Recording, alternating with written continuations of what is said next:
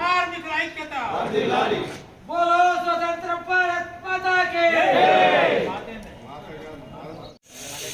భారతదేశ 75వ republic day సందర్భంగా ఈరోజు టౌన్ పార్టీ ఆఫీస్ దగ్గర జెండా ఆవిష్కరించడం జరిగింది. ఈ ప్రస్తుతం ఈ దేశంలో ఈ దేశ స్వాతంత్రం గురించి పోరాటం చేసిన దాంట్లో ఈరోజు ప్రభుత్వాన్ని పరిపాలిస్తున్న నరేంద్ర మోడీ గవర్నమెంట్ బీజేపీ కానీ ఈ ఆర్ఎస్ కానీ విశ్వ కానీ స్వతంత్ర పోరాటం లోపల ఏ ఒక్కరి పాత్ర లేదు. కానీ ఈరోజు స్వాతంత్రం తెచ్చిన తర్వాత ఈ రాముని అడ్డుపెట్టుకొని మతాన్ని అడ్డుపెట్టుకొని ఈ దేశాన్ని పరిపాలించే ఓట్లను రాబట్టుకొని పరిపాలించాలన్న ఉద్దేశంతో కానీ ప్రజలకు పేద ప్రజలకు కానీ ఈ దేశంలో చేసింది ఏమీ లేదు.